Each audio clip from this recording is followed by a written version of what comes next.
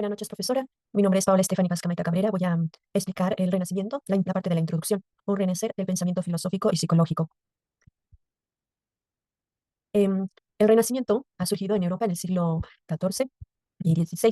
Fue una época profunda de una profunda transformación intelectual, artística y científica.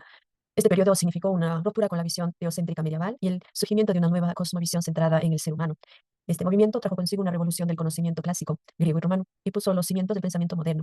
En psicología y filosofía se comenzó a reflexionar sobre la naturaleza humana, la razón, la libertad individual. El Renacimiento trajo consigo una nueva forma de entender al hombre, ya no como un ser subordinado a lo divino, sino como un agente autónomo y racional. Vemos esta frase, esta cita que lo dice González, de 2017, página 82. También los principales enfoques y pensadores del Renacimiento, ¿no? Durante el Renacimiento, el humanismo se convirtió en el eje central del pensamiento. Este enfoque priorizaba la dignidad humana, la libertad y la potencial del individuo. Los estudios se alejaron de la teología para enfocarse en el arte, la literatura, la ciencia y el comportamiento humano. Figuras como Leonardo da Vinci y Michel de Montaigne comenzaron a estudiar el cuerpo y la mente con una visión más empírica. También surgieron las ideas de Platón y Aristóteles que influyeron fuertemente en el pensamiento psicológico posterior. El humanismo renacentista sentó las bases para una psicología centrada en el ser, alejándose del dogma religioso hacia una visión racional e empírica. Esto está citado de Fernández Roca, 2020, página 45. El legado del Renacimiento en la psicología contemporánea. Estas ideas del Renacimiento siguen vigentes hoy. El enfoque en la razón, la observación y la individualidad son pilares fundamentales en la psicología moderna. El método científico que comenzó a gestarse en la época sigue siendo esencial para comprender los procesos mentales y de comportamiento. Además, el humanismo influenció corrientes como la psicología humanista, que enfatiza el crecimiento personal y la autorrealización. Hay la cita de Díaz Sánchez. Muchos de los principios que fundamentan la psicología moderna tienen raíces en el pensamiento renacentista, especialmente la noción del sujeto activo y libre. Gracias. Raquel Ortiz y a mí me toca la parte origen y teorías del Renacimiento. El Renacimiento se origina previo a la peste bubónica, una época que implicó un cambio social, cultural y mental. Las personas perdieron completamente la confianza en el sistema tanto religioso como económico que conocían en la época, que se puede apreciar de hecho en la ilustración, una ilustración muy popular conocida como la danza de la muerte. Después de esto, las personas experimentaron un cambio de mentalidad. Pasaron del teocentrismo, que era un enfoque en el que todo lo que ocurría lo atribuían a Dios, hacia el antropocentrismo, donde el ser humano llegó a ser considerado el centro del universo. Esto se puede ver en la psicología social como reflejaron el trauma vivido en la peste y lo implementaron en su manera de pensar. Tenían un sentimiento de supervivencia y un resentimiento acumulado.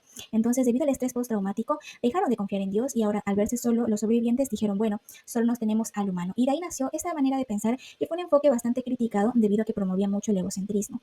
En esta época también las personas volvieron a leer y traducir los escritos antiguos de los filósofos griegos en un enfoque de buscar reconstruir la civilización después de la peste bubónica. Ahí investigaron sobre Platón, Aristóteles y otros teóricos y filósofos más.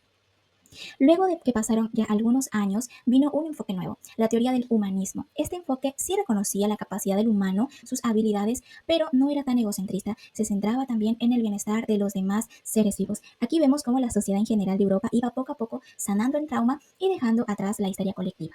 Luego vamos a analizar sobre Juan Luis Vives, un humanista que hizo un libro muy popular en su época y muy interesante en el que abordaba los procesos psicológicos tales como la razón, las emociones y también mencionaba que los trastornos mentales no eran simplemente atribuidos a Dios o a fuerzas sobrenaturales, sino que más bien debían ser tratados como una enfermedad mental y debían ser llevados a terapia. También tenemos otras teorías y otros enfoques que apoyaban diferentes artistas y también doctores, entre ellos Andrés Vesalio, un anatomista muy popular en su época, que mediante la disección de cadáveres y la observación directa hizo avances respecto al análisis del cerebro y del sistema nervioso. También tenemos a Leonardo da Vinci, un artista que también contribuyó a analizar la estructura del sistema nervioso y del cerebro, tratando de comprender cuál es la manera en la que los humanos razonan, cómo funciona su mente. Y otro artista fue Miguel Ángel.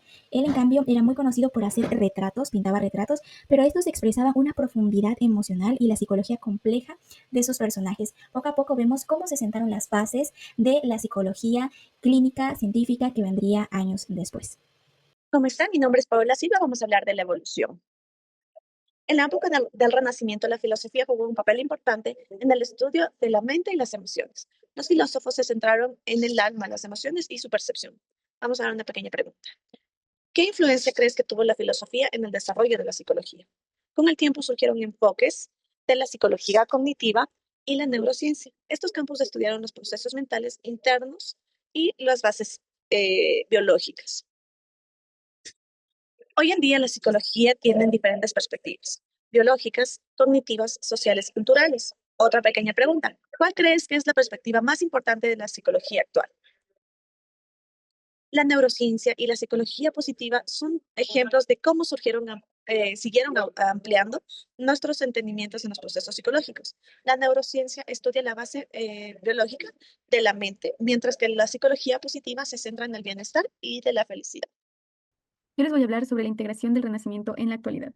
El Renacimiento impulsó una teoría humanista que se centra en la dignidad y en el valor del individuo. Esto actualmente se ve reflejado en la autorrealización, el bienestar personal y la experiencia subjetiva. A continuación voy a darles un ejemplo del tema de la depresión, cómo se lo manejaba antes del Renacimiento, durante el Renacimiento y cuál es su enfoque actualmente. Antes del Renacimiento, los trastornos emocionales y mentales se explicaban como castigos divinos, por lo que las personas que tenían algún tipo de depresión se creían que estaban poseídas o era un castigo divino. Durante el Renacimiento, donde se comienza el enfoque humanista y científico, la persona con depresión ya se la comenzó a analizar tanto desde el ámbito biológico como social. Actualmente se utilizan métodos experimentales para poder entender y tratar las conductas y emociones. Es decir, hoy en día una persona con depresión ya se diagnostica y se trata tanto con medicación como con psicoterapia. Aquí también se integran factores biológicos, sociales y psicológicos. Otro ejemplo que podemos mencionar es en el ámbito educativo. Antes del Renacimiento, la educación estaba basada en la religión, donde tenían que obedecer normas impuestas por la Iglesia. El acceso al estudio era muy limitado y no existía enfoques de ciencia o artes, todo se basaba en la religión. Durante el Renacimiento aparecieron colegios de humanidades, donde se promovieron enseñar varias disciplinas que no eran solo la religión. Aquí se comenzó a valorar el debate, el pensamiento crítico y también la observación. Actualmente los colegios tienen una enseñanza integral donde inducen que aprender es investigar y colaborar, no solo memorizar. En el ámbito educativo también se fomenta lo que es la experimentación, la resolución de problemas y las reflexiones personales. El Renacimiento dio origen a un enfoque racional, científico y humanista, que actualmente se ve reflejado tanto en la práctica clínica, en áreas como la neuropsicología y en la investigación experimental. Estas reflejan la continuidad de los métodos e ideales renacentistas. Gracias. Soy el estudiante David Lagua. A continuación voy a exponer acerca de las conclusiones del impacto del Renacimiento en la psicología.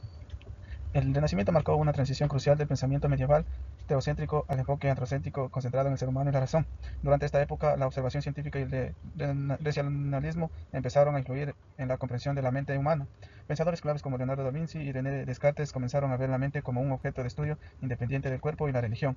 El Renacimiento sembró las bases del racionalismo y el empirismo, que posteriormente influirán en el desarrollo de la psicología como disciplina científica. A pesar de no ser una época de grandes avances psicológicos, sentó las bases para el desarrollo de la psicología moderna. El énfasis en el humanismo, la razón y la observación empírica, junto con el redescubrimiento de textos clásicos, impulsó un cambio de perspectiva que eventualmente llevaría al estudio científico de la mente y el comportamiento. Relevancia del Renacimiento en la psicología moderna. Vínculo entre el Renacimiento y la psicología actual. El humanismo renacista, con su énfasis en la autonomía y la razón, sigue siendo relevante en la psicología moderna. El concepto de individuo autónomo es crucial en la psicología contemporánea, especialmente en enfoques terapéuticos como la psicología humanista y la psicoterapia cognitiva.